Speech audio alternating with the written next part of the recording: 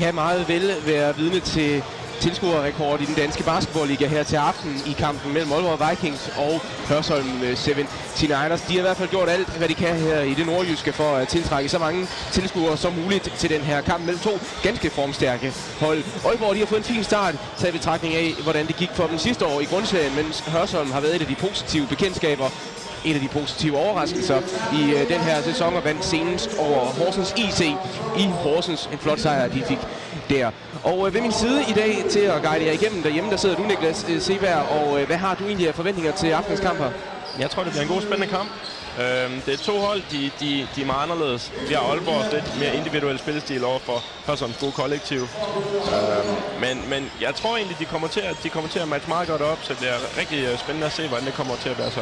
Og to hold med sejre i bagagen. Vi kom ind på Hørsholms sejr over Horsens. Aalborg de fik senest en sejr over Falcon, og derfor er det to hold, der forsøger at forlænge deres winning streak her til aften. Og fra hjemmeholdet, ja, der har det nogle rigtig stærke spillere, men en af dem, der har brændt igennem i den grad, ja, han kommer faktisk fra dagens udhold Hørsholm 79ers, så det er Sarko Jukic. Sarko Jukic, efter en flot start for jer i Hørsholm, så venter Aalborg i aften. Hvad er jeres forventninger til kampen? Lige nu er vi i en god streak. Vi har vundet 2 kampe i streg. Vores forventninger er selvfølgelig, at vi kommer ud og spiller vores spil, og vil selvfølgelig gerne hjem med en sejr. Ja. Vi har gjort det rigtig fint. Hvad har været årsagen bag det? Træninger. Vi går virkelig hårdt til træning. Vi har brugt en fantastisk coach. Han kontrollerer holdet. Han har styr på scouting, alt fra ude på banen, på banen. Jeg synes, vi har en virkelig god kemi i år. Og det har selvfølgelig været faktor til nogle gode sejre, vi har haft i år.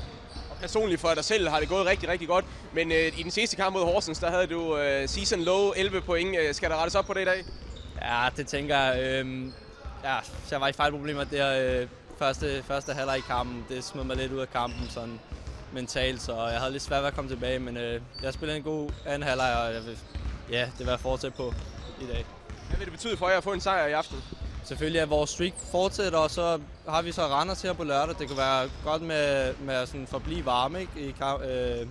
Ligesom fortsætte vores winning streak, og så komme ud til Randers, som vi har tabt til den her sæson, og så komme ud til dem med en god selvtillid, og så muligvis også få en sejr der. Ja, det var ordet for Sarko Jukic her, en af de store profiler for Hørsholm 79ers. Hvordan han skal stoppes, og hvordan Aalborg de skal vinde i aften, det har vi fået en snak med deres head coach om James Ware. Tonight's opponent is Hørsholm, a pretty good team. They're doing well at the moment. How do you see tonight's game? It's going to be a tough game. They've had a good start to the season, beaten some good teams. We've prepared well this week, so I expect it to be a tough game, but a good game. You got a win last time against Falcon there. How important was it for you guys?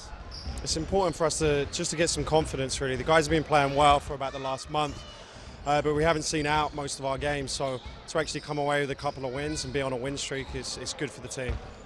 And where do you see your chance to get a win today? What's the game plan? We got to rebound, play defense, kind of simple things we've been doing the last couple of weeks. We got to control the tempo, play at our speed. We do them things. I think we can come away with a win. Lyset er blevet slukket her i Aalborg Stadionhal, og det er fordi, at hjemmeholdets spillere de er på vej på banen. En af dem, det er Joey Hegwood, den helt store profil, pointguarden for Aalborg. Han har fået en snak med herop til kampen. Joey Hegwood, tonight's game against Hørsholm is the first time you'll ever met Hørsholm. How do you see, what's your expectations for tonight? I know they're a good team. We just got to come out and do what we got to do. We've been working really hard for the past week. We had a bye last week, so we had no games, so we had a good practice and stuff like that. So now we got to transfer into the game. But I think all the guys are confident and ready to play. You guys here in Aalborg got a pretty good start, actually a quite good start for a team like you. How have you seen your teams start here? Yeah, they're doing. It's been kind of rough for the first time I've been here, but now we know everybody's have a lot of confidence in themselves, especially the Danish players. They're shooting the ball well. It's opening up for them and us, even like me and Joe more as well. So there's only so much me and Joe could do, but it's really the Danish players got to step up, and they've done that. And I think that's why we won 2 in a row, because now everybody has balanced scoring. So it's not just me and Joe. Now it's everybody. So and that's how we got to play for the whole season to the playoffs. And I think if we're successful doing that, offensively, I think we're going to get in the playoffs for sure. How important is it for you guys that Joe Burton is in the lineup now after the first couple of games where he wasn't? Good, you know, it was tough. We didn't really have a big man in there, you know, getting the rebounds and stuff like that. And he opened up a lot in the paint for us, so especially offensively and defensively. And, you know, like we got like 6'5" guys playing center. You know, it's kind of like, it's going to be tough. They did a really good job, but, you know, it's really tough. You know, they got really tired and stuff like that. But having Joe in there, he's a big guy, really good basketball player, really good passer. He opened up a lot for us. So I think that's why we're getting all these wins now early in the season. And this arena might be full today. How important is it for you guys? Oh, it's good, you know, just like now the fans are seeing that, you know, now we're winning games and stuff like that, and we're working hard as a team, you know, and other guys are stepping up. Now they're going to come watch us play. So we got to continue to do what we have to do, you know, keep us winning, and also keep the fans involved too as well, because, you know, there are like our six man on our team, you know what I mean? So they're going to help us out there for sure. Ja, rigtig godt fyldt op her i Aalborg her til aften. Et forsøg på at skabe en tilskuerrekord for den her sæson, som inden i aften står på 1293. Det var en kamp i Horsens. De satte sig på 1500 i aften her, og der er i hvert fald fyldt rigtig flot op her. Niklas, hvad giver det at få så mange tilskuere i hallen som nu her? Det synes jeg, du kan se på Aalborg-holdet lige nu. De er virkelig tændte og virkelig klar, så det kan man godt kalde en 6. mand her i kampen. Og så er det tid til at kigge på de to starting lineups fra de her to hold. Lad os starte med udholdet fra Hørsholm 79ers. Der er ikke nogen ændringer i forhold til senest imod Horsens IC, Frederik K.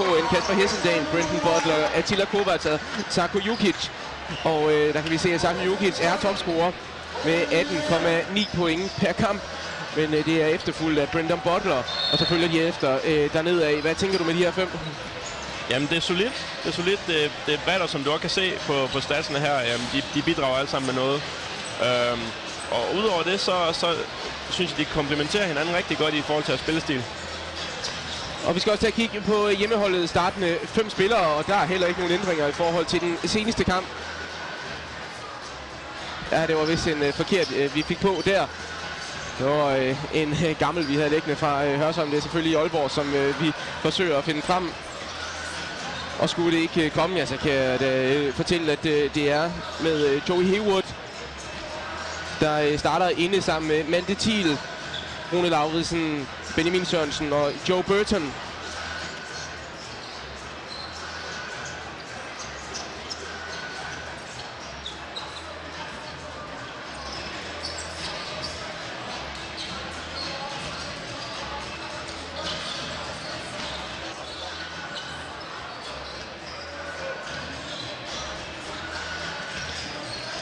Men hvad bliver den helt store... hvor kommer det til at blive afgjort i dag, tror du, Niklas? Der har været snak omkring rebounding. Det er James Weir selv inde på. Det er 2 ret ringe reboundende hold. Aalborg faktisk det dårligste i hele ligaen til det, mens at Hørsholm det er 3. ringest til det. Er det derinde, det kommer til at stå sit slag? Det kunne meget muligt være. Og også, jeg tror, noget man skal se i rebound-spillet, det er, kan Hørsholm komme hurtigt afsted. Vi snakkede om det sidste, da vi så dem. De er meget stærke i fast break-spillet, så det skal Aalborg passe på med. Men samtidig, vi ser begge hold, der er ikke rigtig nogen af dem, der har det, man vil kalde en typisk big man. Altså, det er jo typisk Kasper Hessendal eller Attila Kovacs, der vil spille lidt for Hørsholm, og tager de jo Dalibor, men han får ikke så frygtelig mange minutter. Og for Aalborg, der har de en undersize i Joe Burton, og mangler stadig Søren Sørensen. 2 gange blev det til Hørsholm sejr i sidste sæson, men Vikings vandt en enkelt, og det var faktisk den seneste, de spillede. Det var her i hallen, og der vandt Vikings med et enkelt point. En af de bare 2 sejre, de fik sidste år. Og det er blevet markant bedre for Aalborg i år. De ligger på 8. pladsen inden aftenens kamp, og det er med 2 sejre allerede på nuværende tidspunkt efter 8 kampe. Og det må vi sige, det er klart en forbedring. Hvad er det, der er blevet ændret her i Aalborg? Jamen, de er blevet spillet sammen. Som Joey han selv sagde det her i interviewet. De danske profiler har steppet op, og det har måske kunne tage lidt mere opmærksomhed fra dem. Men det er blevet lidt mindre, hvad skal man sige, individuelle præstationer, der har afgjort det, end jeg havde forventet. får vi Hørsholm-spillerne på banen i klædt helt i sort, og så hjemmeholdet i hvidt. Her har vi headcoach fra udholdet Hørsholm. Det er Bogdan Karadzic, som de roser meget i Hørsholm-lejren.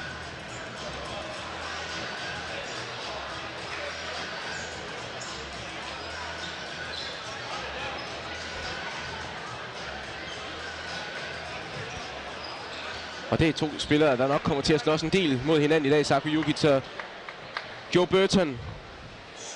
Og det to helt forskellige spillere, må man sige. Sarko, som virkelig kan op højt, som nok for at se her. Ja, han kan ikke engang hoppe efter Joe Burton. Det var allerede givet op. Så. Men så kan man da sige, så kender man allerede, hvis han ikke vælger at hoppe på den.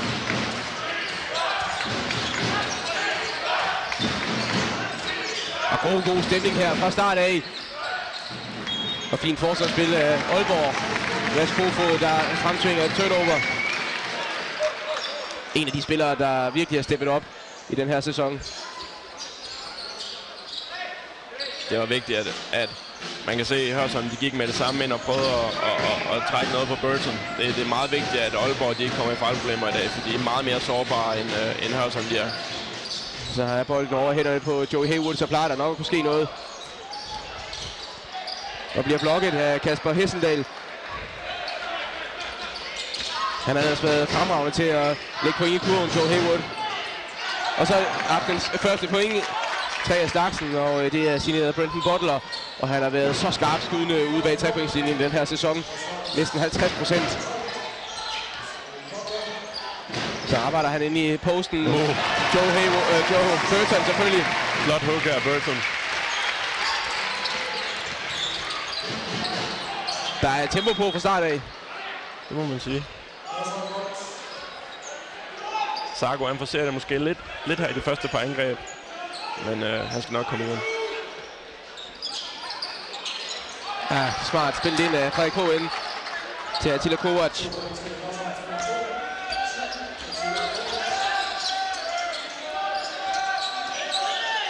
Så giver de bolden igen til Joe Burton over for Kasper Hessendal. Ja, bevægelsen er jo egentlig fine nok. Men en svær afslutning, han giver sig selv. Butler, skal det være 2 for 2? Ja, det er tæt på. Og bolden til Aalborg. I stedet for at Burton han ligger og skyder fadeaways mod Kasper Hessendal, så vil jeg meget hellere se ham tage den stærkt ind, fordi han har vægtfordelen, og jeg mener også, han har højdefordelen, så gå ind og tage den stærkt op.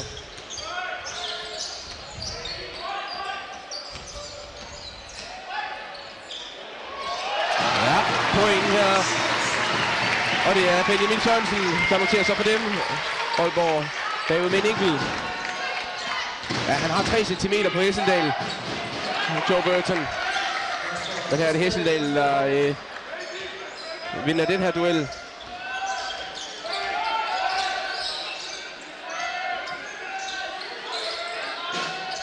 Står meget stille lige nu for Aalborg. Giver den til Joe Haywood. Malte Thiel.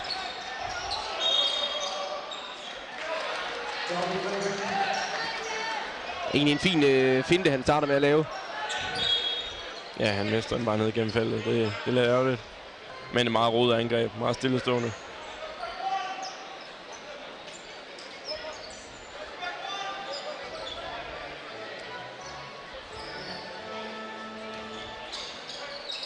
Vi ser Aalborg, de lægger ud med at presse. Mand til mand.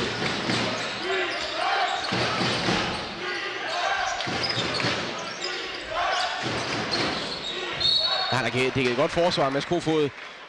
Her koster det så en fejl. Ja, de vil rigtig gerne prøve at se, om de kan udnytte Sarkos atletiske evner nede i posten. Ja, som vi også var inde på i optakten, så var han lige sløjt kørende senest her, hvor Brendan Butler rammer sin anden træ allerede, og der er bare spillet 3 minutter. Fortsætter den gode stime, han er inde i.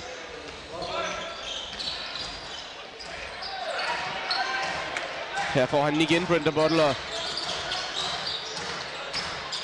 Kovac, som også sagtens skal skyde derudfra.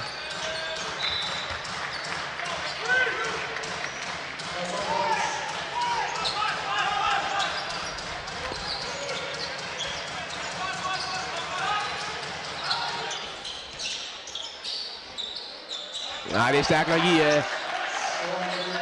Og det var Kasper Ja, Kasper Hessendal, ja. Lige nøjagtigt.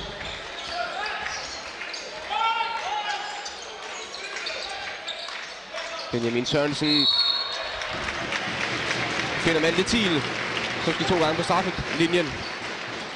Jeg synes, det er Aalborg, de skal prøve at gøre det meget stillestående. Få den hænderne på Joey, og så lade ham kreere for at se sine medspillere. Han har ikke rigtig været så meget boldbesiddelse indtil videre. Nej, og 0 point for Joey Haywood, der ellers er nummer 2 på topscorelisten i hele rækken med 24,6 point per kamp.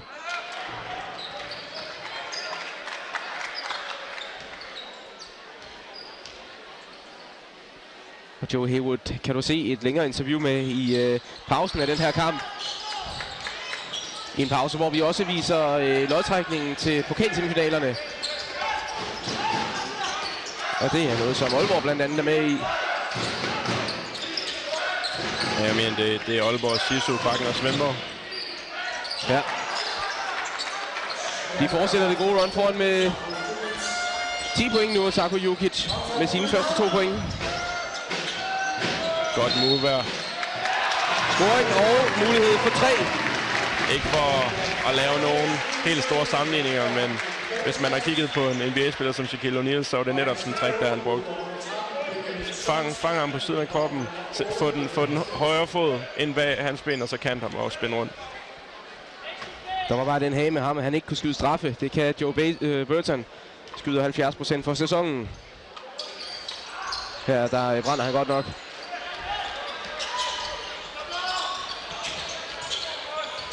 Og ganske nemt kommer Sarko Jukic til 2 point. Og det er præcis det, Aalborg de skal undgå. De må ikke lade Sarko komme op i fart og modtage bolden, fordi så stopper de ham ikke fra nok kurven. Timeout taget af James Weir.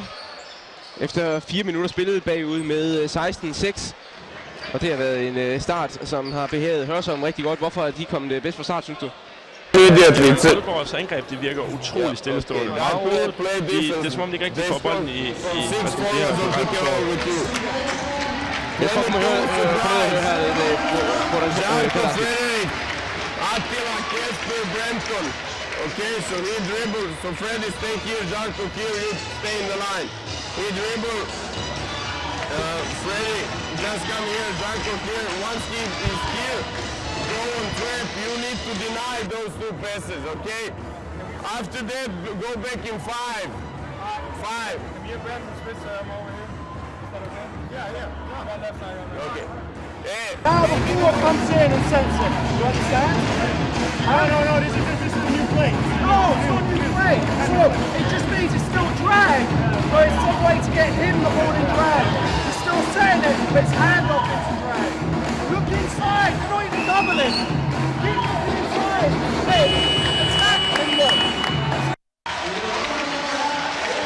Ja, hvis man kan høre det af James Weir hernede, så tydede det på, at han gerne vil have den inside. Og virkede langt fra tilfreds med det, han har set i de første 4 minutters spil her.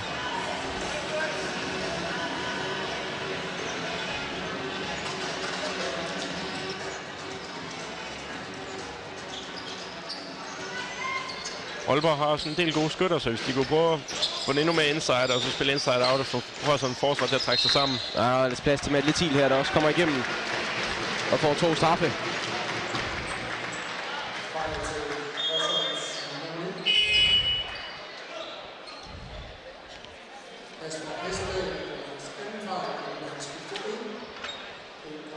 Aalborg har sendt Jeppe Christiansen på banen.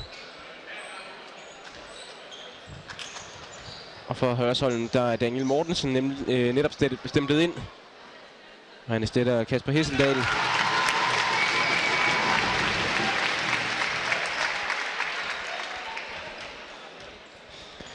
Malte Thiel her er en spiller, der virkelig har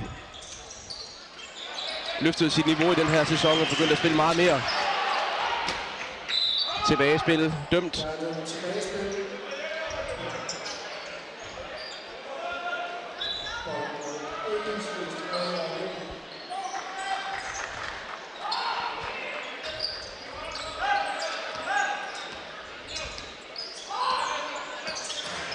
Frederik H. inde på toppen her. Det er heller ikke meget, vi har set til ham til at starte med. Ind til Sarko Jukic. Og scoringer fejl. Ja, lige tilbage til Frederik. Det også som vi snakkede om sidst. Han har utrolig stor betydning, men det er ikke altid, man lige lægger meget mærke til ham. Nej, allerede så er han på 5 assist. Og der er ikke engang spillet 5 minutter. Sako Jovic, det var meget simpelt den måde, de kom til scoringen på her.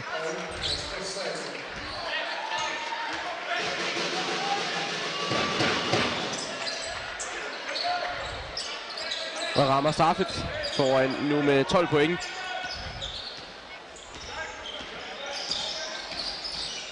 Lasse Christiansen er også kommet på banen for Aalborg. Han har den her i hjørnet. Så sender de den ind til Joe Burton. 5 sekunder på skuduret. Ja, der gør han det altså igen, Joe Burton. Scorer og trækker fejlen. Det er klogt spil. Sako, han er utålmodig og lige hænger op i luften i 5-10 sekunder, og så når han kommer ned, så tager han kontakten og lægger den i. Det har været effektivt de gange, de er gået til Joe Burton. Og som du var inde på, så skal han prøve at holde sig for et fadeaway-skud og nok nærmere gå til kurven. Det er i hvert fald været, det har der været succes i. Og den her gang, der kan han også få straffet.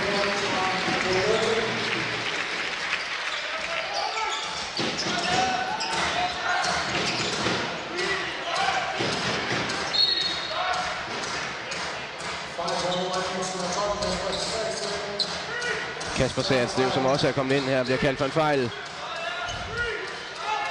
En af de spillere, der har været i starting line-up for Aalborg i løbet af sæsonen. Men er blevet pillet ud efter Joe Burton er kommet til.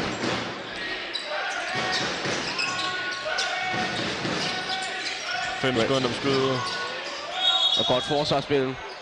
Og så det er James Ware ikke tilfreds med det her. Det er utroligt dum fejl med 4 sekunder igen på skuddet. Ja, det giver 2 straffekast til Brendan Butler.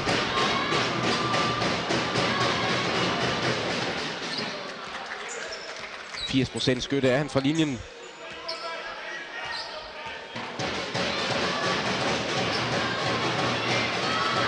Den 25-årige amerikaner.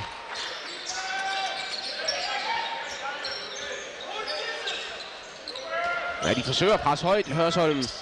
Og det må kunne give nogle chancer i den anden ende. Ja, Aalborg forsøgte også lidt tidligere. Det er spændende at se, de prøver forskellige ting af. Ja, der har du heldig den her gang. Burton får til gengæld fat i returbolden.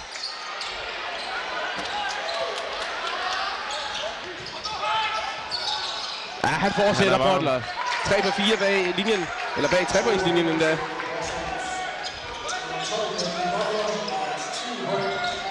Han mener det er alvorligt, det her med at skyde 3-pointsscoringer i den her sæson. Og Burton igen inside. Nu er det vigtigt snart, at Aalborg de får en scoring for os at holde publikum ind i kampen, fordi de er allerede bedre med 13 efter kun 6 minutter spillet. 2 gange i træk gør han det. Burton, hvor han brænder.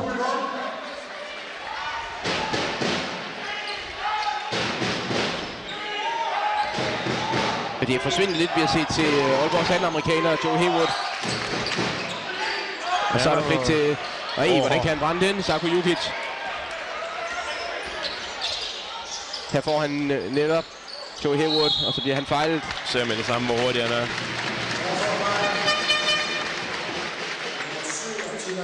Kommer fra kanadisk basketball, hvor han i 2 sæsoner blev den mest scorende i college-rækkerne. Og et meget stort navn inden for street basketball. Joe Haywood her. Ja, han går under kælenavnet King Handles. Det kan være, at han giver en smag på det senere. Jeg har i hvert fald set ham til opvarmningen. Det er et par ret spektakulære ting dernede. Grunden til, at han kom senere til training camp i Aalborg, det var netop på grund af, at han skulle deltage i en Nike showkamp i New York i august. Hvor blandt andet Kevin Durant og James Harden var træner. 2 point for Tilla Kovac. Gør det til 13 points forspring igen. Aalborg, der allerede har fået sendt en hel del spillere på banen. Hørsholm stort set med de samme. Joe Burton, nu er det efterhånden for meget, tror jeg.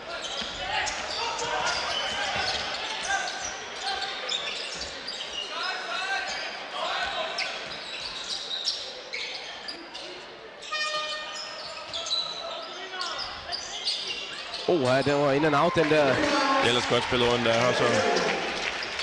Ser hele tiden efter om de kan få et bedre skud, end det de selv står med. Så har han bolden igen, Joe Hayward. Giver den til Lasse Christiansen. Han har troppet ude for banen, tror jeg. Jeg tror, vi kalder den fejl. Fejl til nummer 11. Ja, Daniel Mortensen er det. En af de unge hos Hørsholm, der er kommet til i den her sæson for Glostrup Basketball.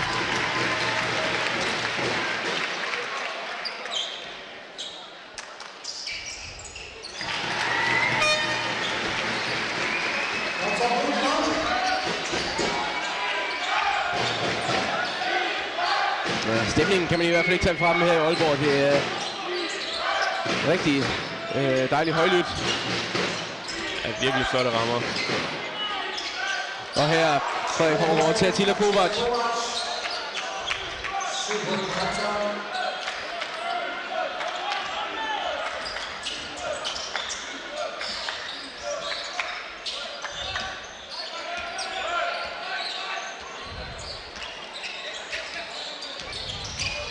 Frederik, han holder sig hele tiden foran Joey. Lasse Christiansen går til kurven. Og svære skud, de tager derinde. Jeg synes... Ja, flot tippet i af Sako Jukic. Jeg synes, at Aalborgs problem indtil videre har været, at når de endelig kommer til chancer, så bliver det, som du siger, nogle rigtig svære skud, i stedet for at de tager en stærkt op og måske trækker en fejl.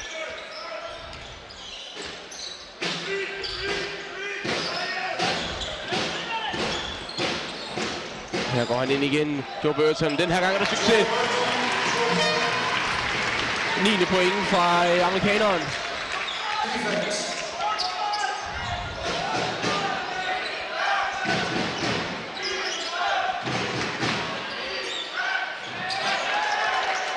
Og Daniel Mortensen, som slet ikke ramte noget i den seneste kamp mod Horsens IC. Der var han 0 fra 6 fra gulvet. Det er et godt forsvar af Sarko, tror jeg der. Som så ligger med skulderen ude over sidelinjen.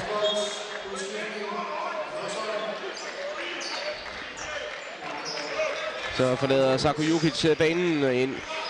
I stedet for ham, ja, der får vi Rasmus Stolberg. Og også Anders Hansen kommer på banen. Det er 2 unge folk.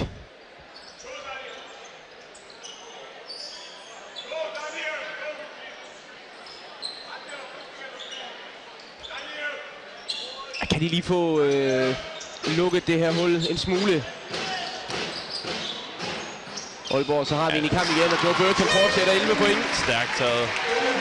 Når han kommer så tæt på kurven, så er han svær at stoppe med de kilo, han har rundt med. 5 scoringer ud af 10 afslutninger, kan man jo også sige, det er fint.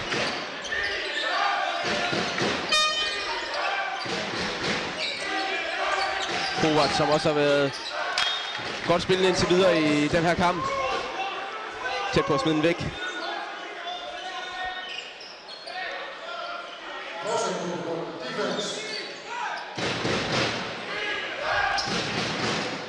Butler.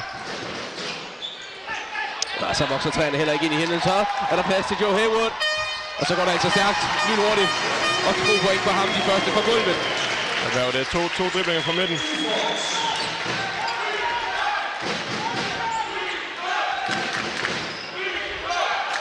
Ja, det er en spiller, de skal i gang, hvis de vil gøre sig nogen forhåbninger om at få point med herfra.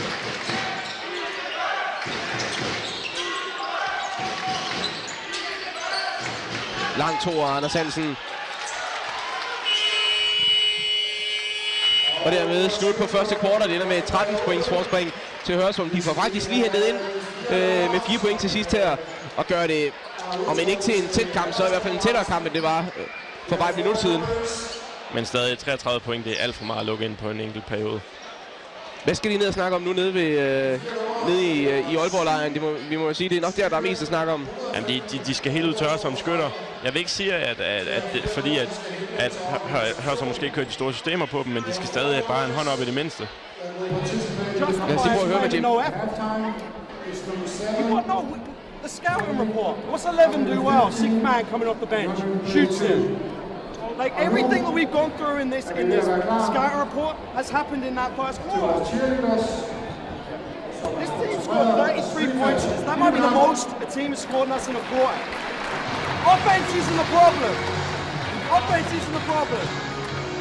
It's defense. We're overhelping on guys. I mean, Five's posting up on Joey. Why are we collapsing on that? And then he's got kick out and your guy shoots it. Understand? Let's go. Let's up the effort. Let's up the communication. Let's go. Hey, if they're running, we know it goes entry to the horn, back screen. We're lucky he gets wide open layup and misses. We still gotta call the screens. Let's go. Yeah, hey, we're still in the game, man. It's not over. Let's go. Hey, we gotta get stops, though. Get stops here. Let's go. Defense on 3. 1, 2, 3, defense. Ja, jeg hører de sige, de er stadig tilbage. De er stadig med i kampen. Men de er stadigvæk bagud med 13 point efter første kvartal. Men han er inde på det, James Ware dernede, at det er simpelthen forsvarsmæssigt. Og det var også noget, du var inde på, Niklas. At det er han ikke tilfreds med. Nej, som man selv sagde det. Alt, hvad de har forberedt sig på i scouting-reporten, det er det her, som de har gjort indtil videre. Så det vil egentlig bare komme op, følge gameplanen og så dække for deres skytter. Men det er jo så dejligt nemt at sige. Får de i hvert fald muligheden for det her i anden kvartal de næste 10 minutter. Og vi var lidt inde på reboundsen inden kampen første kvartal endte ud med en 10-8 føring reboundmæssigt til udholdet for Hørsholm. Så det er jo egentlig meget tæt, kan vi sige.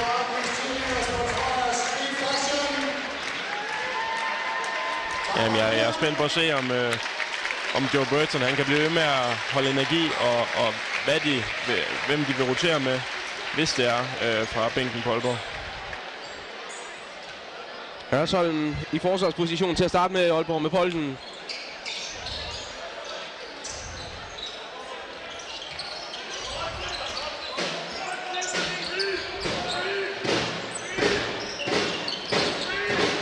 Og her bolden i hænderne på Joe Haywood. Joe Burton kalder på den. Det er ved Christiansen fra toppen. Fejl til Joe Burton. Er det hans første fejl, Joe Burton?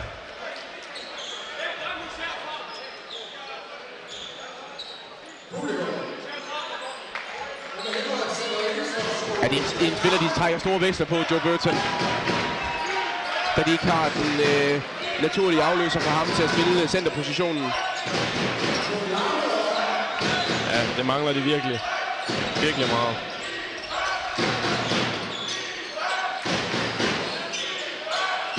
Havde mod slutningen af sidste år 2 spillere, der gjorde det rigtig godt. Milan Pjekovic, som de hentede ind, og Anthony Jones. Og det er noget, de mangler i den her sæson.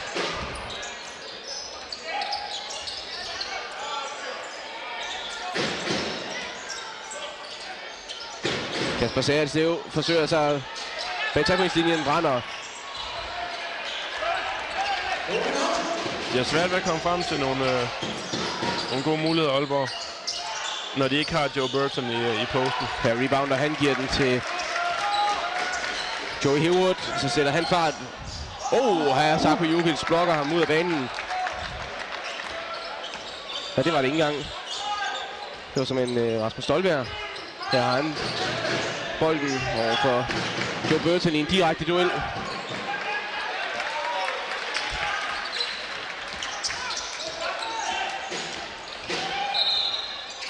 Der er en uheldig Joe Burton, eller Joe Haywood er det selvfølgelig. Dejligt at se, at han begynder at være lidt aggressiv nu. Ja, det var noget af det, vi savnede med store dele af første kvartal. Jamen, han bliver nødt til også... Altså, Frederik han er en hurtig forspiller, rigtig hurtig forspiller. Men han bliver nødt til at prøve at udfordre ham og se, hvordan det udfordrer sig. Og i det mindste bare trække noget opmærksomhed i feltet, og så sparke den ud til en af skytterne.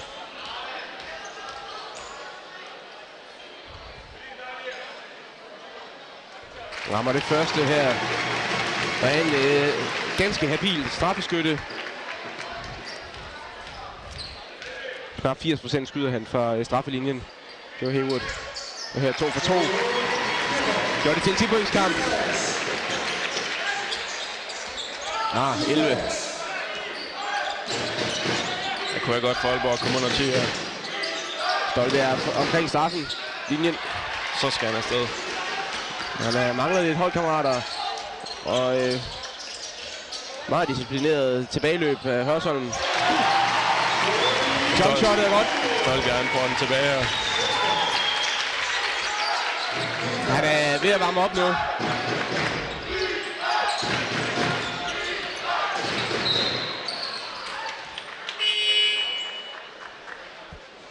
Så er det altså en 9-pointskamp. Kald den fejl her.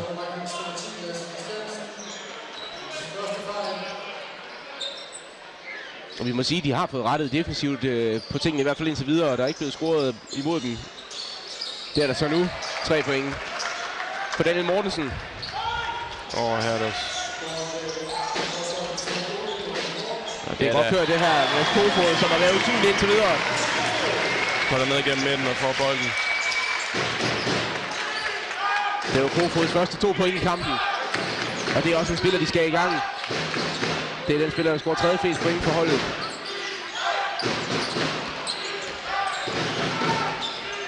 Frederik HN for kort. Udmærket hentet af Kasper Hessendal. Nu skal de skynde sig for bolden over midten.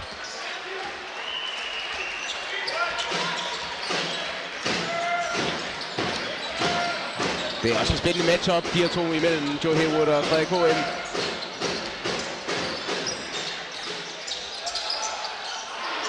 Nul for 3 er de bag 3-pointslinjen. Aalborg. Jeg synes Hørsholm, de virkelig dækker den pick and roll godt. Frederik han ligger oven på screening og sørger for, at Joey han ikke går nemt forbi og får brugt screening.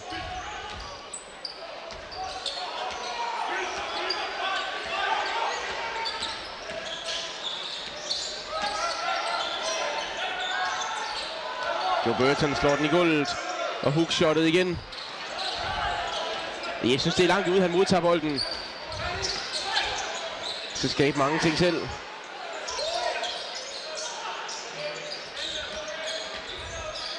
Kovacs til Hessendal på highposten. Det er godt læst der. Så er der fart på igen. Ja, der er han altså skarp. Joe Hayward. Og et 8-points forspring til Hørsholm Aalborg. Og nu er de vigtigste alt fået publikum med igen. Der har de vågnet op til noget nu her. Han er ikke tilpas hernede. Lad os prøve at komme ned og høre med Bogdan Kardaksis.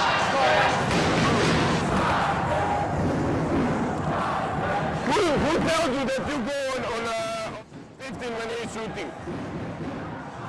No, and I said right the shot. He make a fake and dribble down there. Where is fast break? Zarko, Daniel. Jebote, what kind of basketball is this? Like a pussy, jebote.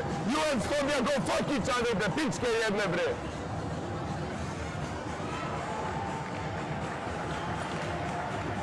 Three for Zarko. 3 for Zarko, even if it's zone. Play same. Zarko stay here or bring this guy out or make a screen on him so another come in and then we have low post.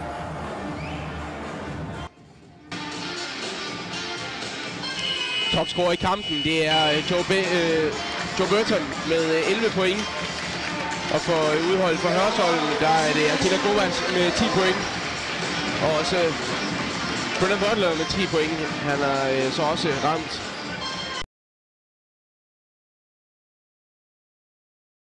Og det giver selvfølgelig gør det noget nemmere at komme op i scoren.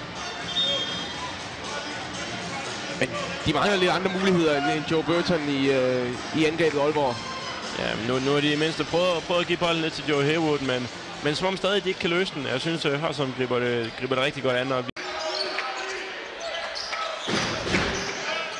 svinger den rundt her, ender i hænderne på Joe Haywood ind til Joe Burton. Altså godt stjålen af Anders Hansen.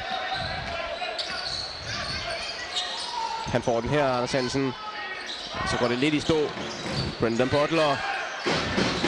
Og Nice først i 2 point. Det er skidt det der Aalborg. Brendan Butler stjæler bolden. Kovac. De er kommet klart bedst ud. Hørsholm.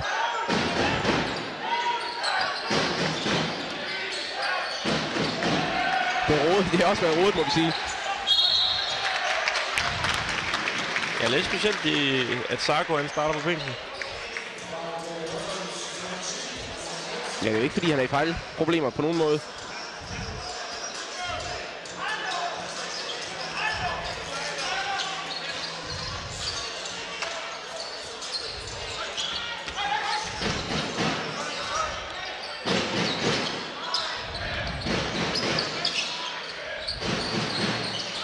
Burton forsøger at poste sig igennem, og det gør han godt.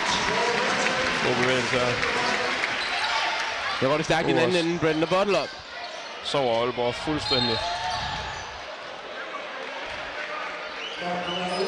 Men det er også skidt, at han ikke får lagt det i Brendan Butler. Det er et stort set helt frit layup. Og så er de så heldige, at Joe Burton han træder ud på banen derefter.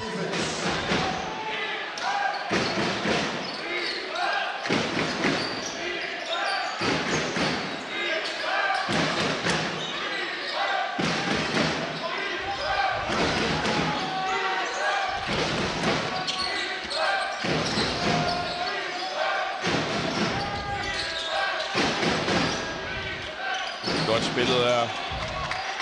2 point Kasper Hessendal.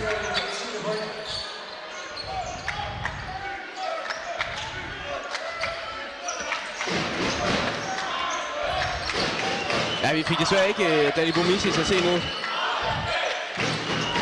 kan være, han kommer ind senere. Her, Joe Haywood. Er der kamp om bolden derinde. Benjamin Sørensen rydder op. Aalborg på ny foran med 3.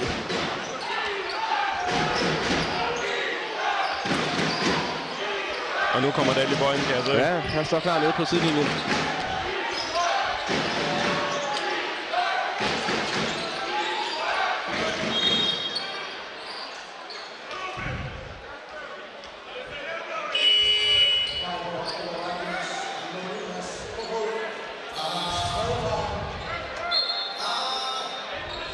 Det er, tror jeg, Kasper Hessendal, der kommer ud her. Ja, der kommer udskiftningen. Nu går Kasper Hessendal, og så kommer Danny Bomisic til 28-årig serber.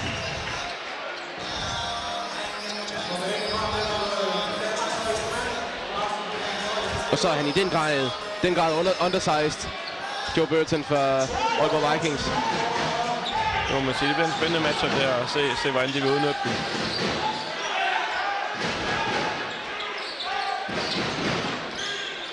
Og lader Frederik H. ind, spinner sig igennem. Og Burton tager rebound. Stadigvæk uden point er han, Frederik H. ind. Joe Haywood startede skidt ud. Ja, godt stjålet. Ja, skidt aflevering her. Godt læst af Joe.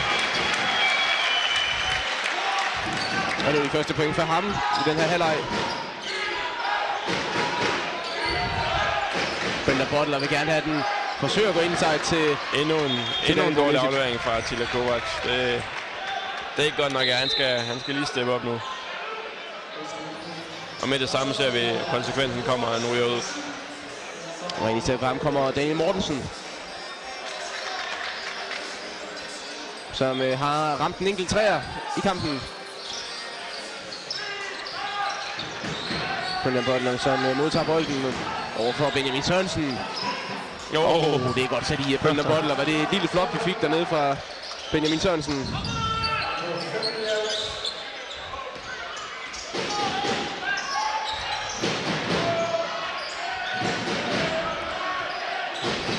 han ved godt, han har hurtighed i forhold til.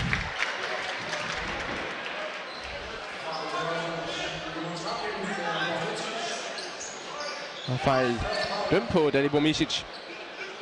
Ja, Joe Burton, han ved hans matchup. Han træder med det samme ud og prøver at lokke Dalibor væk fra kurven, så han kan tage ham på hurtigheden. Det er sjældent, han skal ud i den slags manøvre. Joe Burton, men det gør han her. Bogdan er overhovedet ikke tilfreds med Dalibors indsats. Han ligner jo en lille dreng ved siden af Dalibor Micic. Joe Burton dernede. Her får han den Micic, og så lægger han de første 2 point i for hans vedkommende. Der er altså ikke særlig langt op. Her vil han have den igen, Joe Burton. Det er en rigtig sjov matchup, det her. Den her gang så ryger han altså i gulvet. Så går det stærkt i den anden ende.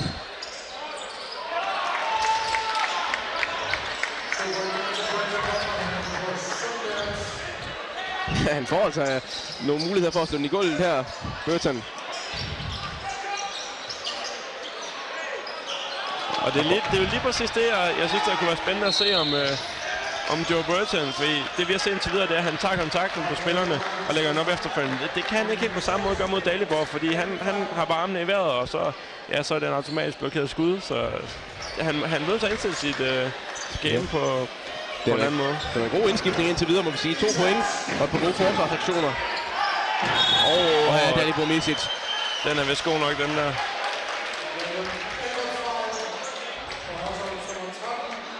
Nu er du altså lige stået og rost ham. Så laver han sådan en dum en. De får simpelthen albuen. De får deres slåskampe, de to. Joe Burton og Dalibor Micic.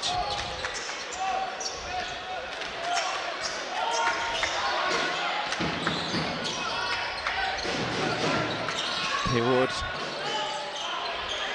som ikke har haft tur i den efter pausen. Brendan Butler går igennem. Det er godt kørt af Brendan Butler. Får 2 straffe.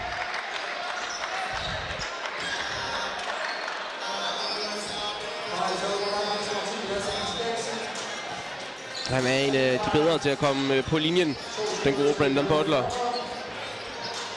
Senest mod Hørsholm, der fik han lov til at forsøge sig 14 gange fra straffelinjen. Og skyder 80%.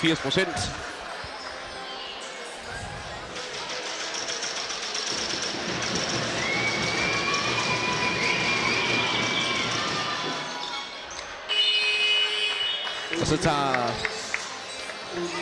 det er et par udskiftninger, vi får. Det er Christiansen, som kommer tilbage på banen i stedet for Benjamin Sørensen. Hørsholm har bragt sig foran med 3-0. Jeg synes, Det er meget redeligt. Jeg synes enten, der... Ja. Det blev i hvert fald fumlet der. Høj screening der fra Burton. Får den i hænderne her.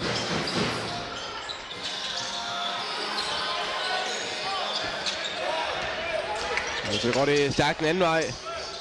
Brendan Butler. Ja, tak. Og timeout for James Ware med det samme. Og Brendan Butler nu på 3 3-points scoringer ud af 4 forsøg. Her får vi lige albuen fra før. Han spiller måske også lidt på den, Joe Burton. Men der er ikke noget at sige til det. Nej, den er god nok. Dalibor kan måske tage hans forsvar og sige, at hans albue sidder naturligt lidt højere end Joe skal. Lad os se, hvor kommer ud fra James Ware. Just because 20 seconds, then set high ball screen and play. The ball's got to move. Make the defense fucking move. Butler scored every single one of their points in the third quarter. Switch the fuck on. Energy, let's go. Let's go there.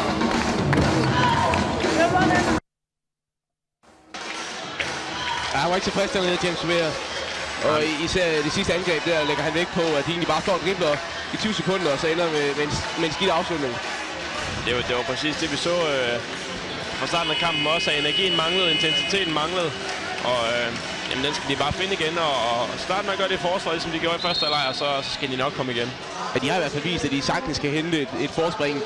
Det her, det er på 7 point. De er jo bagud med 17 tidligere. Men ja, Dalibor kommer ind, og det ændrede lige kampen en hel del. Ja, han får lov til at blive på banen. Dalibor Misic.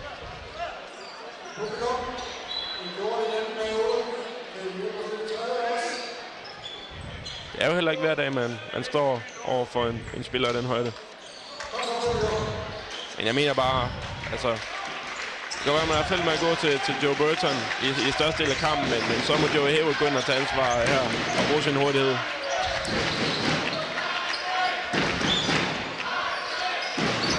Godt forsvar her på Joe Hayward. Skud fra highposten. Joe Burton, som slet ikke rammer noget her efter pausen. Det bliver Christiansen, så rammer han 3 point.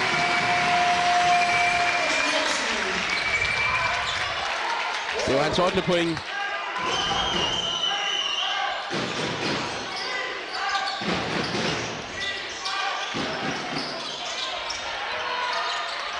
Og fin måde at komme ud af timeouten på for Aalborg. Først med 3 point, og sidenhen med et stop forsvarsmæssigt. Godt med en rund af den gode Joe Hayward. Så prøver han igen. Joe Burton. Ideen er god, men udførelsen mangler. Og Brendan Butler sendt afsted. Og godt tilbage løbet af Joe Hayward, der får stoppet det.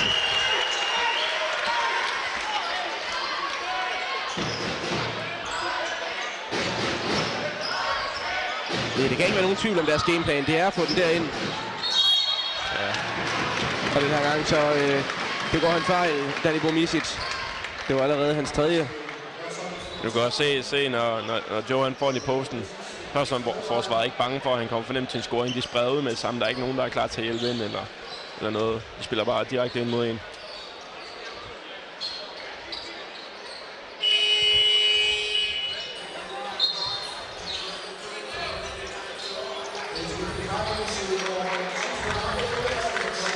Kasper Sals er jo tilbage på banen. Det har ikke været nogen mindeværdig i aften for ham.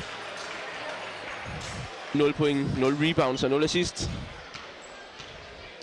Det har han i hvert fald gjort bedre. Burton brænder det første.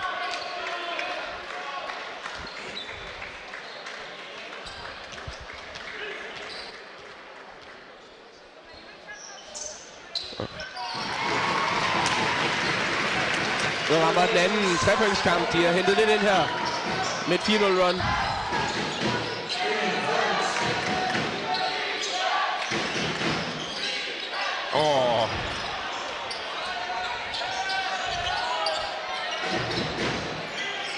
Daniel Mortensen meget fri.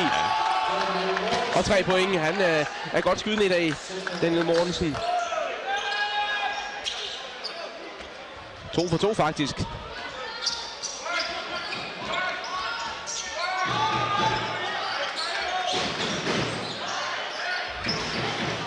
Burton, det har han altså ikke haft til med i dag at ramme de afslutninger.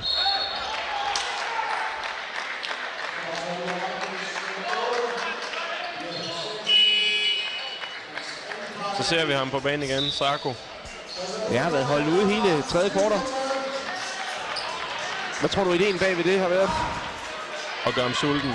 Jeg tror, Bugt er den type træner med, at tingene får konsekvenser. Og så vi så Sarko, han prøvede at forsere tingene rigtig meget i første halvleg.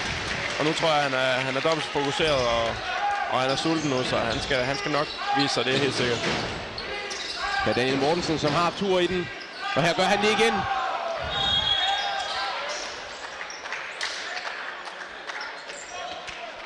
Fik en advarsel her for forsinkelse af spillet. Ja, de er nået efter ham, synes jeg. Dalibor Misic. 3 fejl allerede, en advarsel. Og han har jo knap nok spillet 5 minutter. Malte Thiel kommer tilbage på banen for Aalborg her i billedet.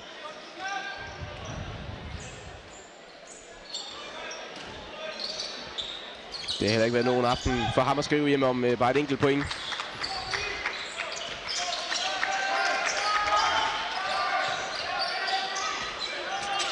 Får han bolden igen, Joe Burton. Det der har vi set før. Og den her gang er den god. Ja, han skal langt ud med armene for enten at få den over eller ved siden af. Tæt på Lasse Christiansen stiller bolden. En spiller, som er vendt tilbage til Aalborg efter et års pause. Og er kommet fint ind i rotationen. Lasse Christiansen her, som dækker Sarko Jukic.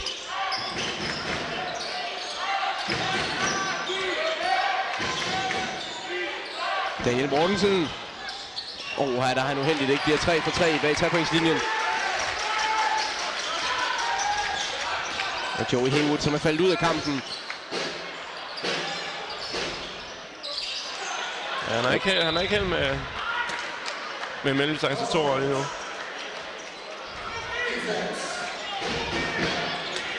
Nej, det er efter angrebet. Efterfølgende angreb, efter han egentlig scorer. Hvor han er gået til kurven. Det er jo, at han ikke kan ramme mellemdistancetorer, så kunne måske trække Dalibor lidt ud af feltet, og så tage ham på hans hurtighed, men... Det er godt spillet, det her. Hørsholm. Dejligt spillet rundt. Bevæger den fint. En lille sjov statistik. Frederik H.N., som havde 9 assist ved pausetid. Han har ikke haft den eneste i tredje kvartal. 8 sekunder på skuduret. Godt dækket af Dalibor Misic. Han finder sin position.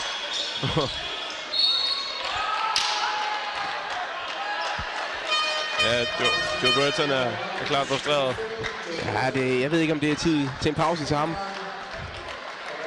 Men hvem har de så set ind? Det er svært at finde afløseren ude på bænken. Det er præcis det, der er problemet.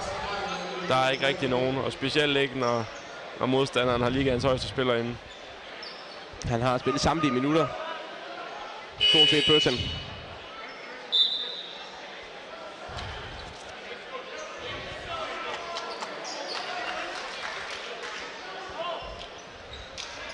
Anders Hansen kommer ind her på banen.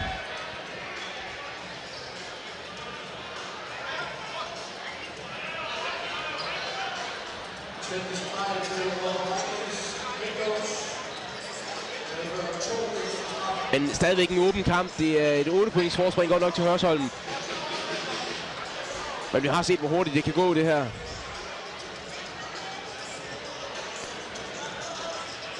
Ja, det så ud som om de to trænere, de ikke lige var enige om et eller andet. Det så lidt sjovt ud. Den er Daniel Mortensen på straffelinjen. Og det har han været rigtig, rigtig god til i den her sæson. Det er hans straffende forsøg og en straffende scoring. Usvigeligt sikkert.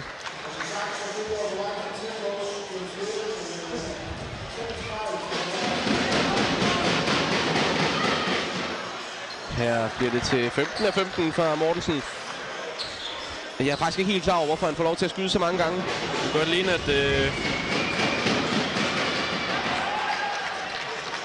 er i hvert fald en teknisk. En teknisk på Joe Burton.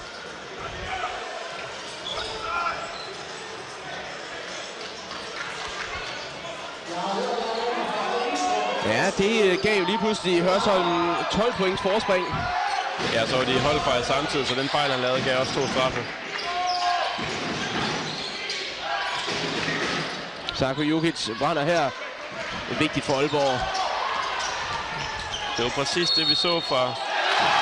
Og så Joey Haywood med et modsvar i den anden ende. And Warner. Det er altså en fræk detalje, han laver, hvor han lige spiller rundt. Og en svær afslutning faktisk, han scorer på.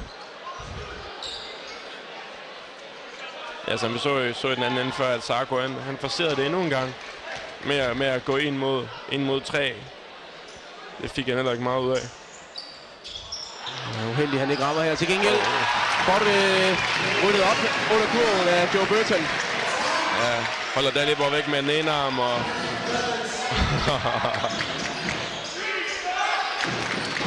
Ja, han vil meget gerne have en ekstra fejl der. Burton, han spiller skuespil lige nu. Det er lidt sørgeligt at se, synes jeg. Ja, det kunne man næsten se fra starten af, at han søgte den angrebsfejl. Ja, han får også advarslen med det samme her. Ja, den tager han til sig. Tager med Joe Burton. Det er okay at gøre det tydeligt, hvis der bliver gjort noget på en, men lige frem at lægge sig ned uden noget, det er usportsligt. Med bolden til Aalborg. Vikings her med 5 sekunder igen. Jeg synes også, det er dumt, at Joe og netop gør sådan noget, når han lige har fået overtaget i den anden ende. Der er ingen grund til. Og så pibekoncert af dagens dommertrio med Jakob Klevan Hors, Hans Bikærk og Frasenko Banjak. Og forsøger Sarko Jukic her til sidst magasinprogram om den danske Superliga, hvor vi går bag om Superliga-fodbolden i de 12 Superliga-klubber, og det er i Superligaen Backstage, som programmet hedder. Der kommer klokken 21, altså umiddelbart efter den her kamp. Og vi får sat gang i 4 kvarter her. Næsten i hvert fald spillerne tilbage på banen. Og Misic får altså lov til at fortsætte. Han har 3 fejl. Men han har gjort en forskel, må vi sige. Jeg synes, det bliver spændende. Det bliver spændende at se for Aalborg her, om Joe Haywood. Han ved godt, det er 4 kvarter nu. Han ved godt, det er nu, han skal steppe op, hvis det er.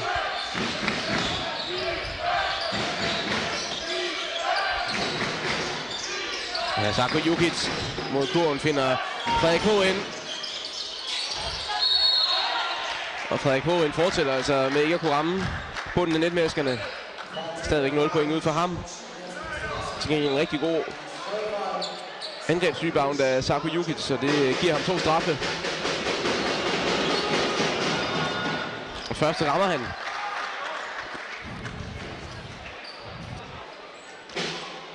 Og det er måske stadigvæk et af de svage punkter for Sarko Jukic.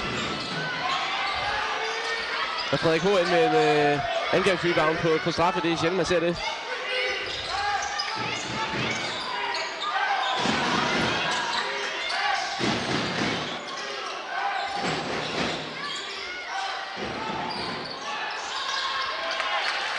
Ærgerligt, Sarko han ikke får mere ud af det her.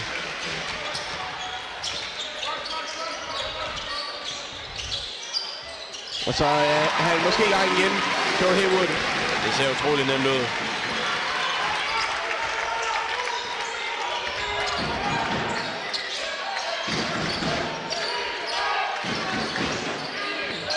Presser Dalibor Misic højt og hårdt.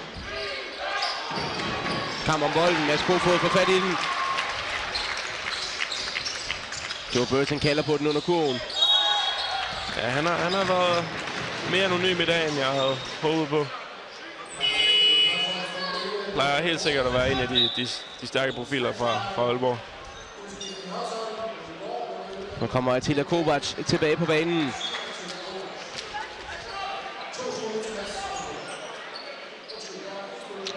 Ja, det bliver ændret til at det ikke er en fejl i skudforsøget.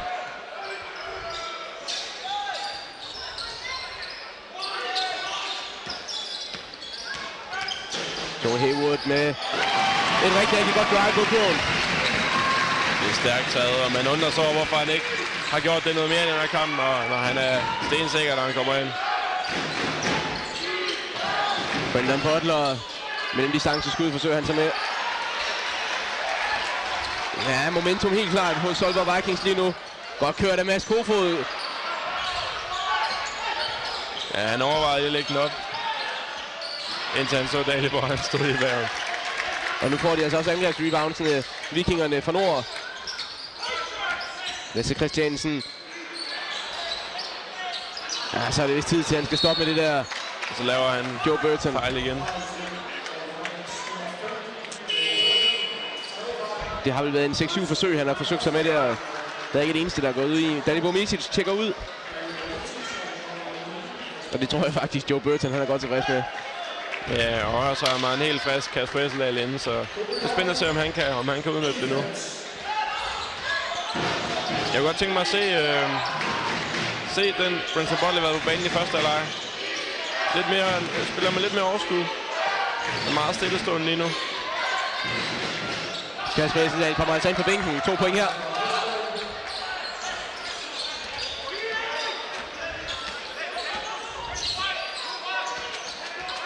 7 points kamp er det. Med 7 minutter igen af kampen. Jeppe Christiansen. Den her gang for lang.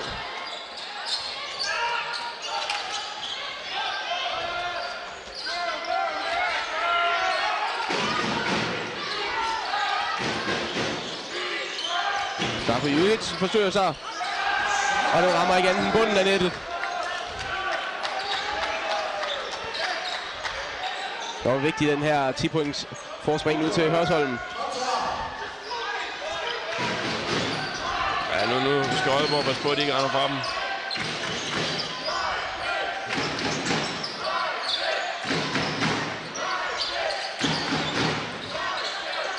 Der er skridt der. Ja, det bliver købt til gengæld 2 point på Mads Kofod, som har steppet op nu.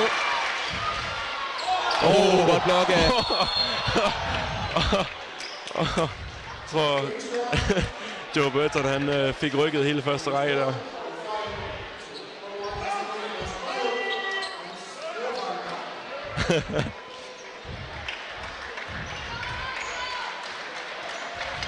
Ja, når han kommer op i fart, så tager det ham lidt tid at komme ned igen. Ender med 2 straffe, tror jeg. Uden at kunne sige det helt, ja, det er Sarko Jukic, der kommer på linjen, tror jeg. Brendan Butler.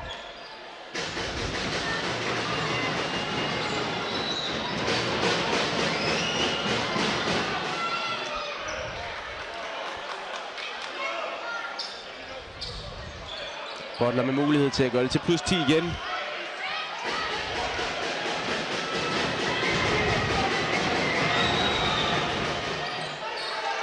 Og de 2 Aalborg-trænere er meget sure. Jeg tror, de mener enten, der skulle have været en anden skytte på linjen, eller...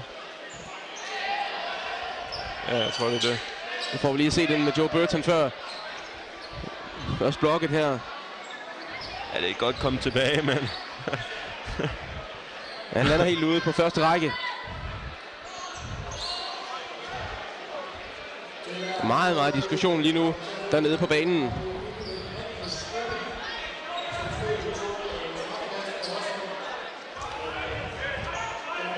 Aalborg, der spiller med den line-up, som har været mest benyttet igennem hele sæsonen. Lad os lige se den. Det er straffet, vi får her.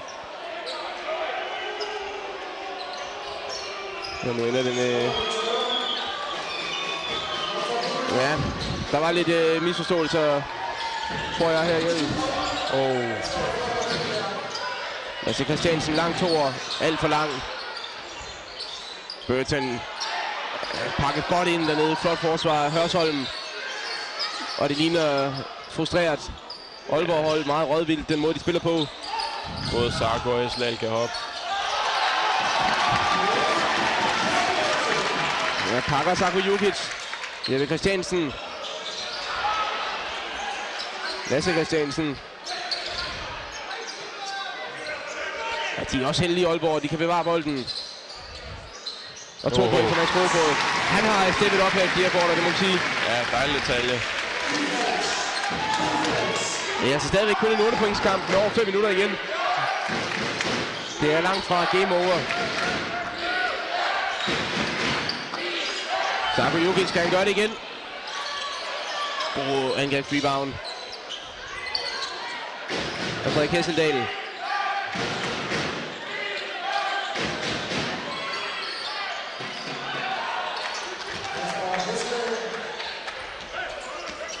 Og så gør han det til plus 10 igen her.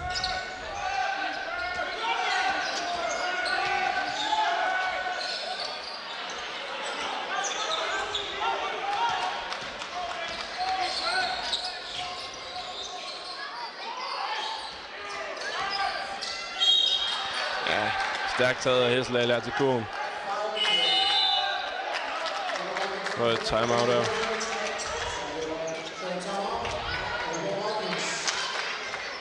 Fire minutter og 53 sekunder tilbage, 79-69. en ganske pointrig affære, det her. I mellemtiden kan jeg også lige give en opdatering fra kampen mellem Randers mod Værløse, og der er Randers i den grad ved at være i gang med at køre Værløse over. De fører med 42 point, 100 mod 58. Ja, vi ser også her, at det var fjerde fejl til Joe Burton. We're not playing like a team. Everyone just wants to get theirs. We understand there'll be mixed matches, but then we need to reverse it. Look inside, reverse it back, then goal. Make the defense move. All we're doing is just dribbling it for 20 seconds and then going one-on-one. Where in our offense have we done that all year? We haven't done that. Play together. 5 minutes, that's a long time. Long time. Long time, guys. Vi hører, at de lægger vægt på, at der stadigvæk er lang tid nu, og det er der selvfølgelig også.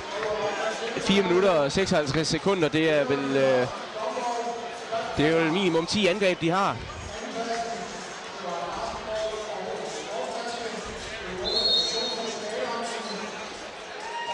Og dermed masser af mulighed for at komme tilbage, men det kræver nogle forsvarsstop.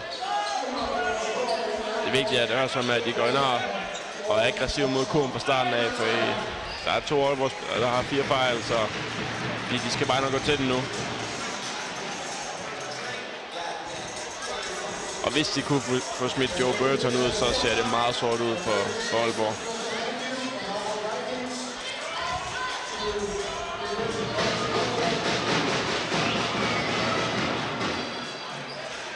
Hesseldal rammer straffet.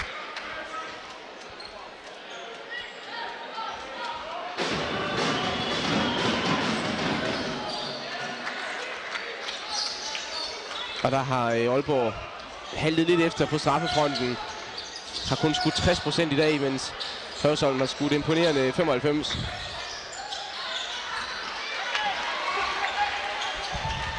Haywood i den anden sende. And one igen. Ja, det har han gjort godt. Og han kan bestemt være sin indsats bekendt i aften. Det her var det 28. point af Joey Haywood. Og holder enhændigt, stort set i hvert fald, Aalborg ind i kampen.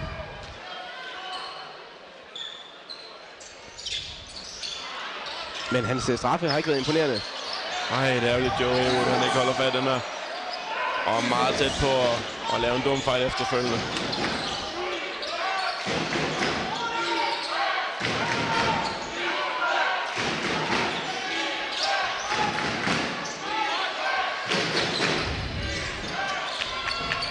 Frederik H. fortsætter med at skyde sløjt. Jo, han holder den i spil, Sarko Jukic. Han er flot hentet dernede i hjørnet. Men de får nye 24, det...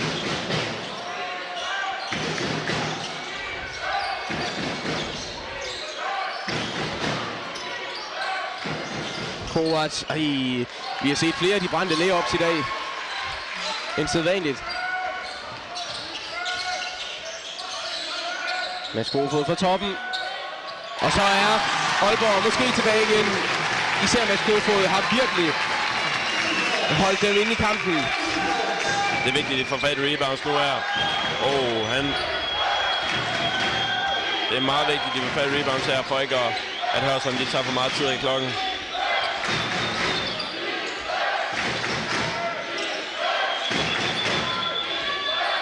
Og så stiller de den fra Kasper Hesseldal måske.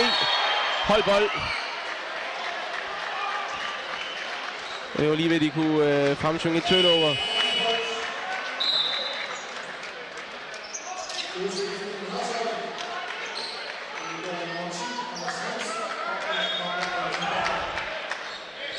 Kan de få en scoring nu, Aalborg Vikings, så er de i den grad tilbage.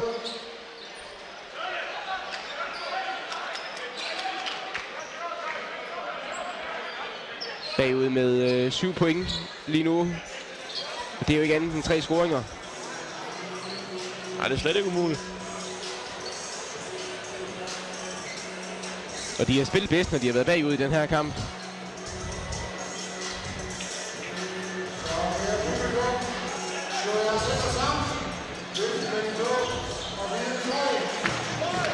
Og Haywood, som virker til at være vågnet op til dødet her mod slutningen af kampen. 2 mand på ham. Dobbeltteam. Det bør give plads et andet sted. Der får den så tilbage. Joey Haywood, han gør det igen. Og så er de på -4. Aalborg Vikings.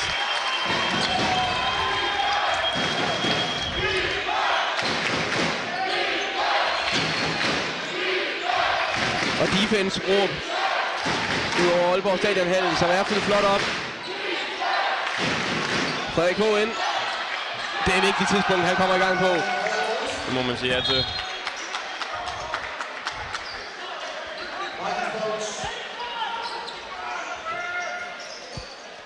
Skulle bruge 6 forsøg til at komme i gang. Hørsholm-Garden.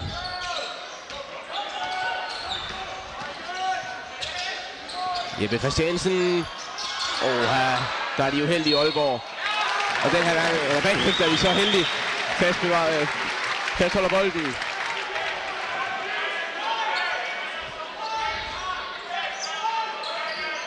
Det er en kamp, der ligger på vippen til, at Aalborg de kan komme med i den. Eller de kan kollapse fuldstændig. Kofod, fint finte. Kalfejler.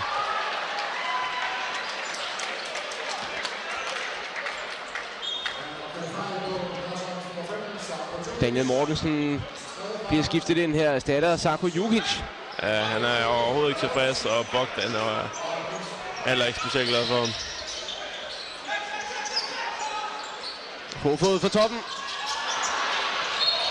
Og det bliver en Aalborg-bold. Jeg synes godt nok, de går hårdt til den. Men der er intensitet i kampen.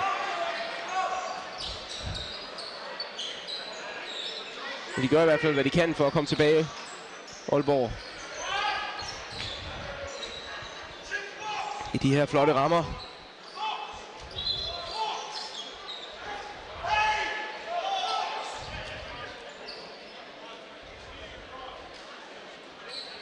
Ja, de skal til at komme op af nu, få nogle stops og nogle hurtige scoringer. Der er 2 minutter tilbage her. Ja, skal de tørres af dernede selvfølgelig.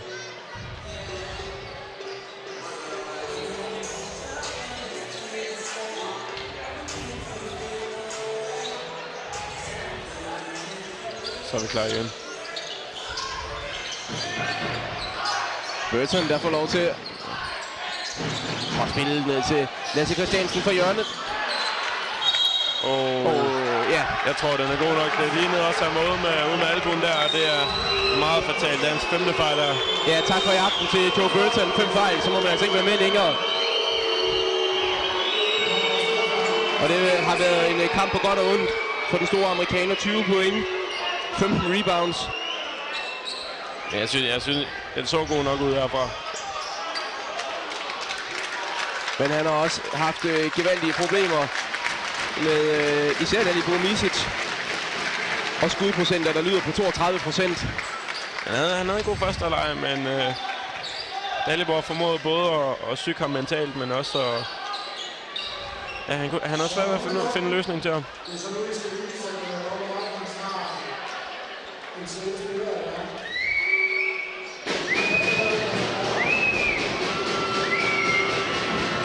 Det giver også straffe til Kasper Hesseldal.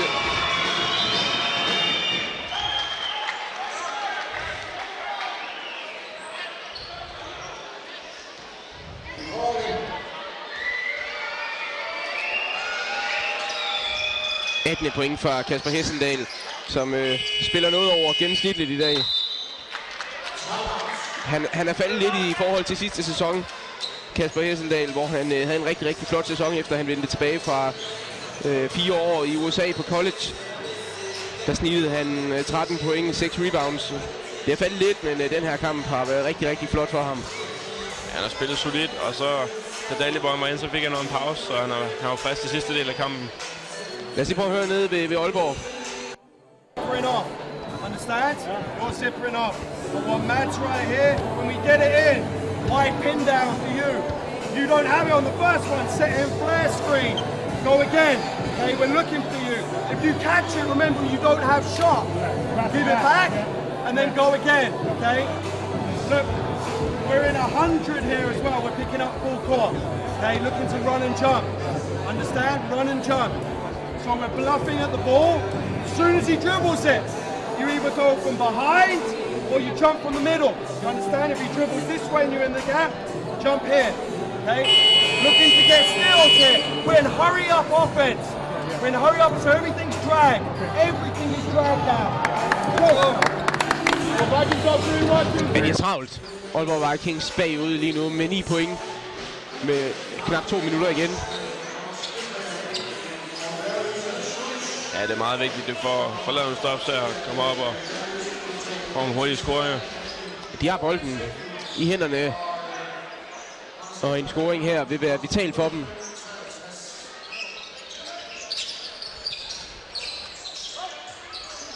Kasper Særslev, der er kommet på banen som erstatningen for Burton. Lasse Christiansen i hjørnet. Langt 2 bliver det. Godt hentet af Mads Kofod.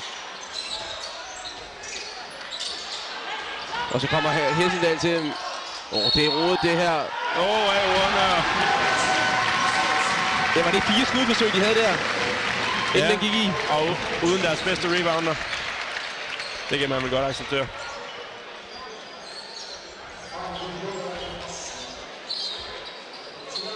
Og Lasse Christiansen altså på straffelinjen. Ja, vi så med det samme, at Joe Haver, der modtog bolden, så prøvede de at dobbeltteam med det samme igen, men de var hurtige til at få kastet bolden videre. Og Lasse Christiansen, det er en fin mand at have på linjen. Han har skudt 12 gange i den her sæson og ramt 11 af dem.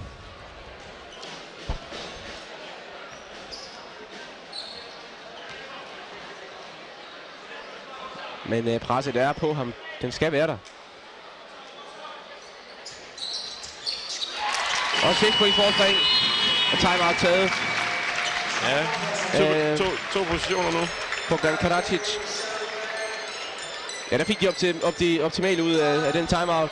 Men nu kommer det svære måske. Det er at få stoppet Hørsholm. Ja, Hørsholm kommer helt sikkert ud og gerne vil have et langt angreb her.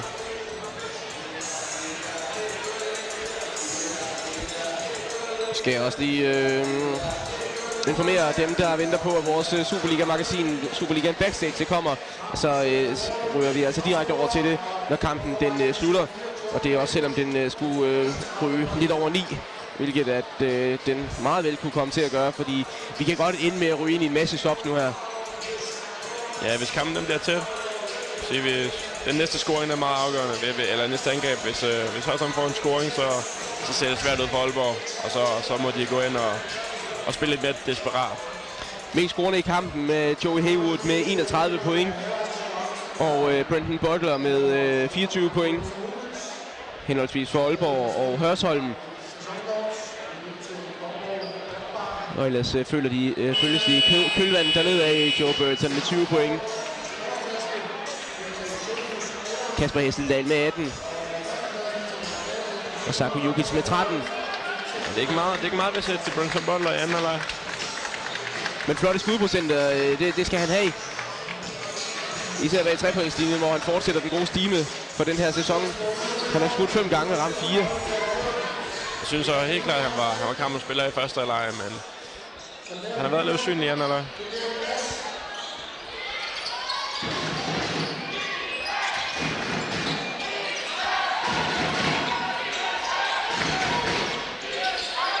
Hesseldal til føromtalte Brendan Butler. Aalborg. Ja, jeg prøver at stresse Hørsholm. 8 sekunder tilbage på skyduret. Det vil sige, at der snart skal ske noget. Det bliver formentlig Brendan Butler. Det er ikke en stor fejl, men stærkt argumenterer for den. Og i og med, at Aalborg de er i holdfejl, så giver de 2 straffekast til Brendan Butler. Ja, det er rigtig skidt, når man nu har trukket dem så langt på skuduret, og så laver en fejl, og de får en god skytte på linjen. Det er bestemt ikke det, man vil have. Han rammer den første, amerikaneren. Scorer sit 25. point.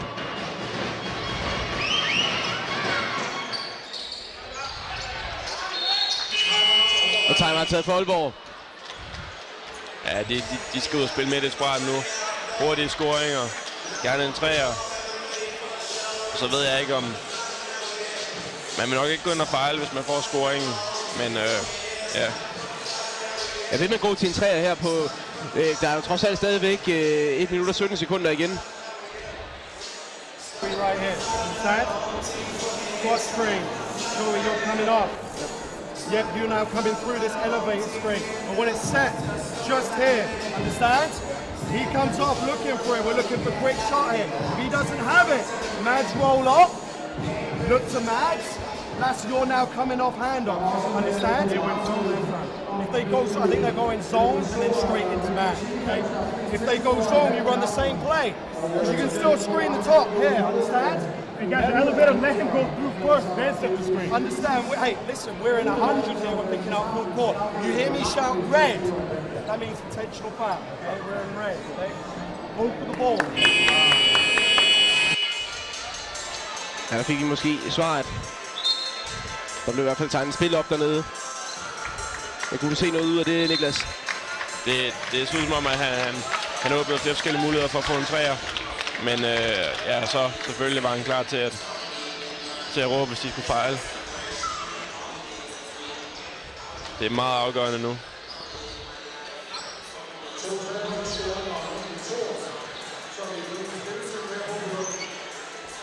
Ja, det er svært det her. Det kræver altså 3 ubesvarede scoringer. Og 2 af dem skal endda være af 3-points karakter. Her kan den første måske komme. Jo, den er der som en.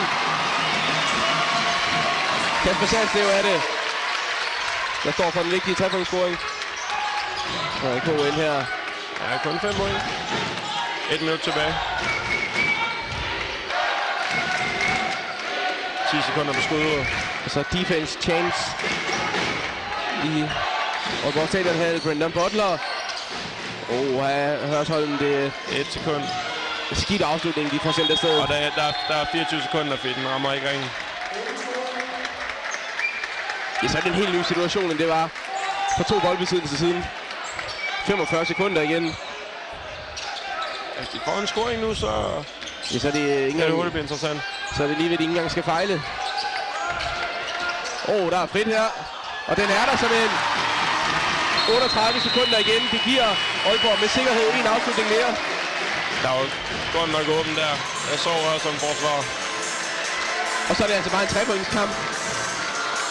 Og så er det simpelthen nok, de skal stoppe en forsvar. Så skal de have en 3-pointscoring af anden ende, og så er vi forlænge spilletid.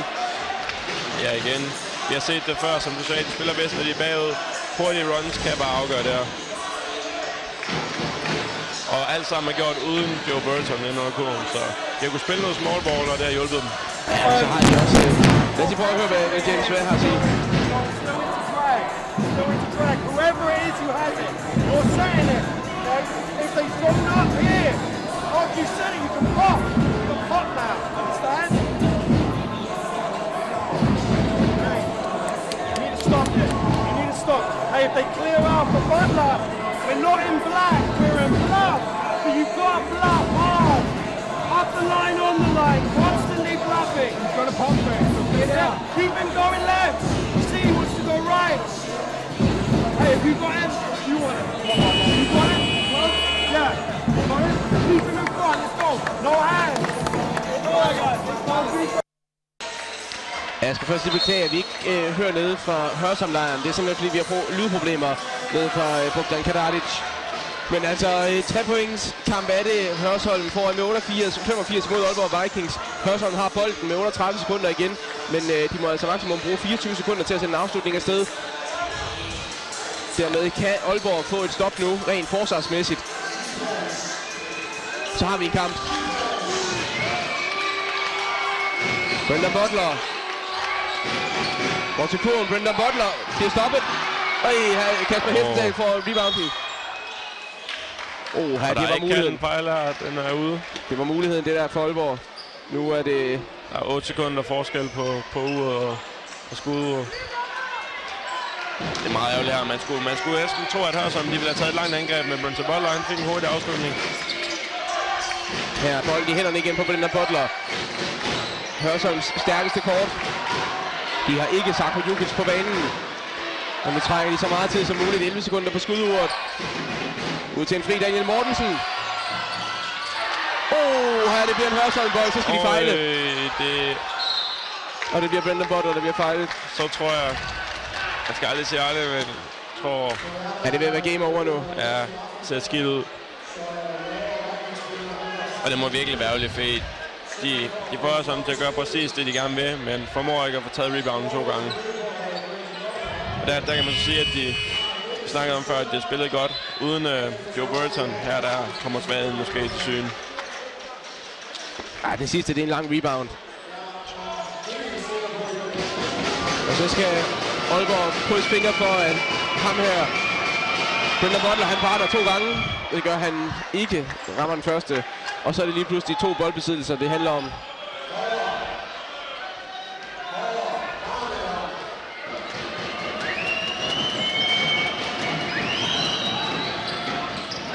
Iskold er han. De har ikke nogen timeouts tilbage, dermed så er de tvunget til at tage en afslutning. Ja, det er meget godt kørt alligevel, det her. Ja. Han kun 1,8 sekunder tilbage. Ja. Ja, og som tager sig meget for at være sikker på at få bolden ind. Sikkert. 1,8 sekunder står der på uret. Folk er i gang med at forlade Aalborg Stadionhal her. De har set, at hvad klokken den er slået, det henter de simpelthen ikke. Det er simpelthen for svært. Ja, den eneste sandsynlighed for, det er at få en hurtig stil, og så få sandsynligvis et meget langt skud i meget hurtigt. Men det virker meget usandsynligt, og specielt nu, hvor Hørsholm de har en helt timeout til at tegne op, hvordan de får bolden ind på banen.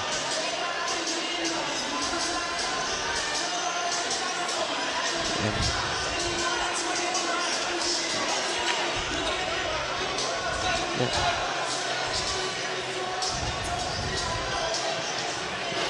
I og med, at klokken den har passeret 21, og vores Superliga-program, Superligaen Backstage, det skulle være nu her, ja, så lukker vi altså hurtigst muligt ned efter, at kampen den bliver signaleret af. Og dermed så kan alle interviews, reaktioner herfra ses inde på vores hjemmeside, kanalsport.dk i løbet af senere i aften, eller senest i morgen. Men lad os lige få afsluttet den her kamp. 1,8 sekunder tilbage. Bolden ind til Dani Burmisic. Og så løfter han den altså bare ud. Og dermed så slutter det. Signalet har lyttet. Det ender med en sejr på 3 point til Hørsholm over Aalborg Vikings. Niklas, hvis vi lige kort skal runde af. Jamen en kamp, hvor vi har fået set en masse spændende matchup, synes jeg. Bestemt, hvordan holdene de tilpasser hinanden, og hvem der spiller over for hvem. Og ja, generelt bare, hvordan basketball kan påvirkes på mange måder. Husk på, at der er mere basketball i morgen i dit fjernsyn. Svendborg Ravens, de tager imod Horsens IC. Det er klokken 19 på DK4. Nu er der igen at sige tak, fordi I kiggede med her i aften. Bliv på kanalen, vores magasinprogram Superligaen Backstage. Det kommer umiddelbart efter reklamerne. Og på vegne af Niklas Seberg og Jakob Protjensen, så vil jeg gerne sige tak for i aften.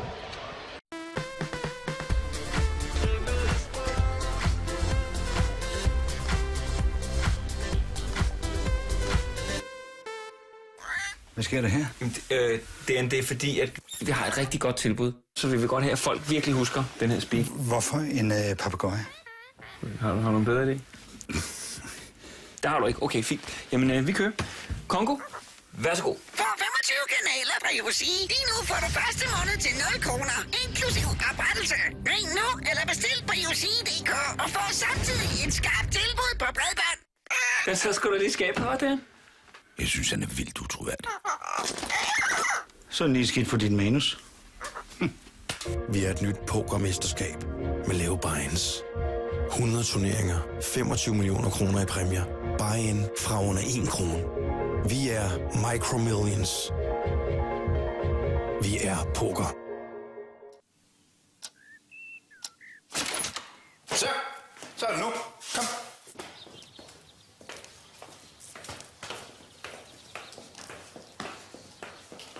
Du 500 på, at du dumper.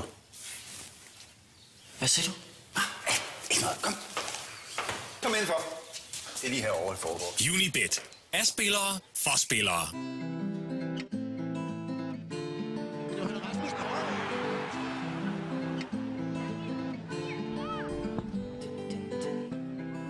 God Delic. Hjælper Silberbauer. Kommer der. Bærer Pereira. Det er godt, det der går ind i. Den er der. Super stærk. Super. Trækker tager Island. Den er gang. Island fanger venstre. Det er kæmpe stort, det her. Følg Landsholdet på Facebook og download vores landsholdsapp til din smartphone. Men nej, hjørnespark igen. Her hvor træner Ratkovic sætter hele bænken